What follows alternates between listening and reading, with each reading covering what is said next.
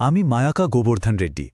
আজ আমরা পাণ্ডবেশ্বরকে নিয়ে একটু গভীরে যাব, মানে পশ্চিমবঙ্গ বিধানসভার ২৭৫ নম্বর কেন্দ্র। আমরা এখানে খবরের কাগজের শিরোনামের বাইরে গিয়ে শুধুমাত্র ডেটা আর তথ্যের উপর ভিত্তি করে বোঝার চেষ্টা করব এখানকার মানুষের রায় আসলে কি বলছে। চলুন বিষয়টা তলিয়ে দেখা যাক। দেখুন, পাণ্ডবেশ্বরের আসল ছবিটা বুঝতে হলে প্রথমে এখানকার মাটি আর জলের চরিত্রটা বুঝতে হবে। পশ্চিম বর্ধমানের এই এলাকাটার জীবনযাত্রা বলা যেতে পারে দুটো জিনিসের উপর নির্ভর করে চলে। একদিকে কয়লা খনি আর অন্যদিকে দামোদর নদের ধার ঘেঁষা উর্বর জমি। কিন্তু এই দুটো জীবনধারার মধ্যেই এখন একটা গভীর টানাপোড়েন তৈরি হয়েছে। কয়লা খনিতে কাজ কমছে, যা সরাসরি প্রভাব পড়ছে মানুষের রুজিরুটিতে। আবার প্রতি বছর দামোদরের বন্যা হাজার হাজার কৃষকের ফসল ডুবিয়ে দিচ্ছে। তার উপর রয়েছে ভাঙাচোরা জাতীয় সড়ক ১৪ আর ফসলের ন্যায্য দাম না পাওয়ার মতো সমস্যা। সব মিলিয়ে এখানকার মানুষের দৈনন্দিন জীবনে সংগ্রামটা বেশ কঠিন। তো এই প্রেক্ষাপটে চলুন এবার আমরা সোজা চলে যাই ২০২১ সালের ভোটের সংখ্যাতত্ত্বে, কারণ এই সংখ্যাগুলোই কিন্তু পাণ্ডবেশ্বরের রাজনৈতিক মেজাজটা সবচেয়ে স্পষ্টভাবে আমাদের সামনে তুলে ধরবে। ভাবুন একবার, জয়ের ব্যবধান মাত্র ৩,৮০৩ ভোট, মোট ভোটের মাত্র ২.৩৫%। এই সামান্য ব্যবধানটাই আসলে বলে দিচ্ছে যেখানকার রাজনৈতিক জমি কতটা বিভক্ত। মানে কোনো একতরফা হাওয়া কিন্তু এখানে ছিল না, বিজয়ীর জনমতও বেশ ভঙ্গুর। এই স্লাইডটা কিন্তু খুব গুরুত্বপূর্ণ।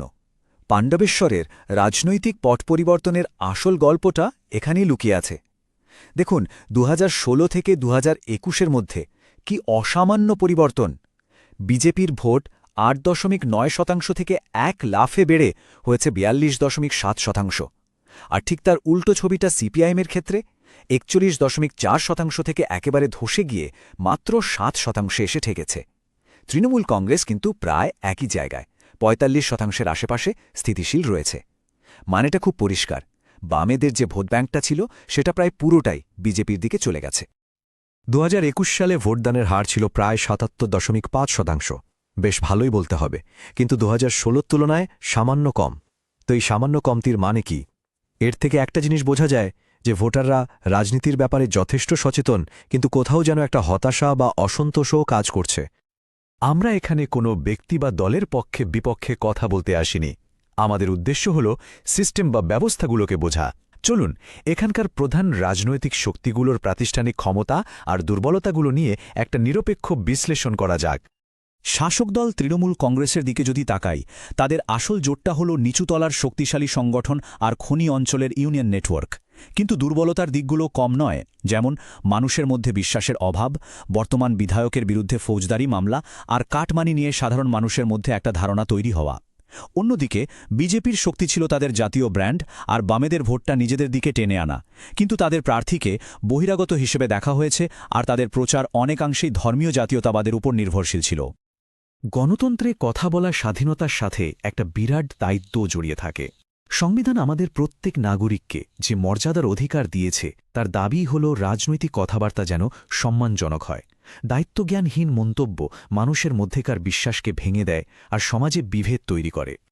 প্রধান প্রতিপক্ষ হিসেবে বিজেপি কিন্তু প্রতিষ্ঠান বিরোধিতার হাওয়াটা খুব ভালোভাবে ধরতে পেরেছিল।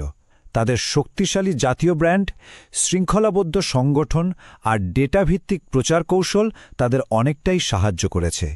কিন্তু বহিরাগত প্রার্থী একটা বড় চ্যালেঞ্জ ছিল, আর তাদের প্রচারের ধরন সংখ্যালঘু ভোটারদের থেকে তাদের দূরে সরিয়ে দেওয়ার একটা ঝুঁকিও তৈরি করেছিল।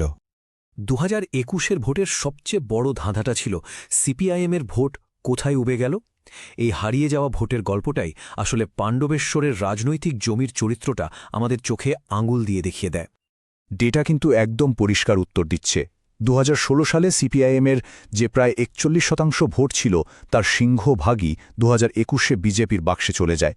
এটা আসলে কোনো আদর্শের রাতারাতি পরিবর্তন ছিল না, এটা ছিল ভোটারদের একটা বাস্তব সম্মত সিদ্ধান্ত। তারা এমন একটা বিকল্পকে বেছে নিয়েছেন যাকে তারা শাসক দলকে হারানোর জন্য সবচেয়ে শক্তিশালী বলে মনে করেছেন। এর থেকে একটাই শিক্ষা, ভোটাররা যখন কোনো একদিকে হতাশ হন, তখন তারা এমন একটা বিকল্প খোঁজেন যা তাদের ভরসা যোগাতে পারে। পাণ্ডবেশ্বরের মাটি কিন্তু তরল, কোনো দলের নামে লিখে দেওয়া হয়নি।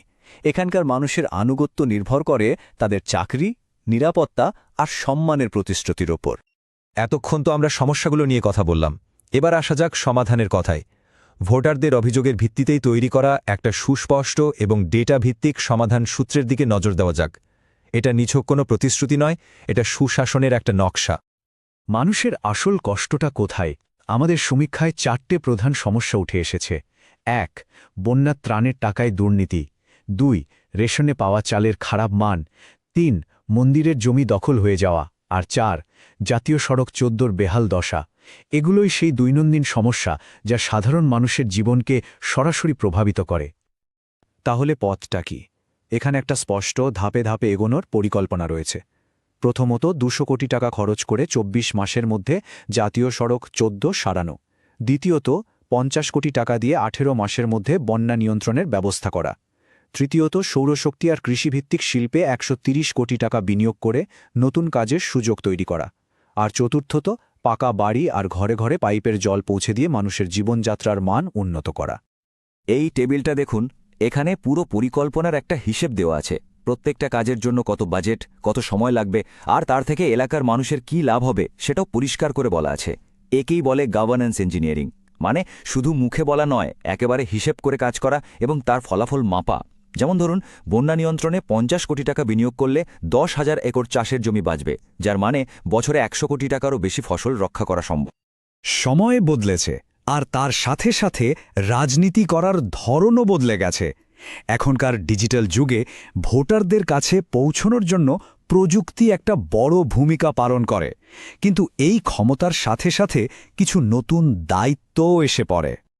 এখনকার দিনে বিশ্বাসযোগ্যতার একটা নতুন মানে তৈরি হয়েছে, আর সেটা হলো নাগরিকদের ব্যক্তিগত তথ্যের সম্মান।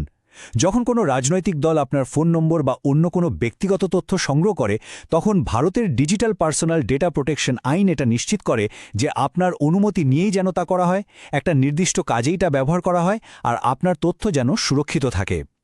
এটা হলো সুশাসনের ক্ষেত্রে বিশ্বাস তৈরির একটা নতুন এবং খুব জরুরি স্তম্ভ। তাহলে আসল প্রশ্নটা কি দাঁড়ালো? পাণ্ডবেশ্বরের মতো একটা জায়গায়, যেখানে হাওয়া যে কোনো দিকে ঘুরতে পারে, সেখানে মানুষের স্থায়ী আস্থা জেতার উপায়টা কি? এর উত্তর কোনো বিভেদের রাজনীতিতে নেই। উত্তরটা লুকিয়ে আছে মানুষের আসল সমস্যা সমাধানের জন্য দীর্ঘমেয়াদী এবং পদ্ধতিগত কাজের মধ্যে। ভবিষ্যৎ তারই, যিনি ইট গেথে গেথে একটার পর একটা কাজ করে মানুষের বিশ্বাস গড়বেন। এটাই হলো সুশাসনের জন্য ডেটা ইঞ্জিনিয়ারিং। যদি আপনি একজন সত্যিকারের জনকেন্দ্রিক নেতা হতে চান এবং আপনার নির্বাচনী এলাকার উন্নতি করতে চান, তাহলে blueprintstrategies.ai এর সাথে যোগাযোগ করুন, mgr@blueprintstrategies.ai এই ইমেল আইডিতে, অথবা ফোন করুন 08042041602 নম্বরে। রাজনীতির ঊর্ধ্বে উদ্দেশ্য।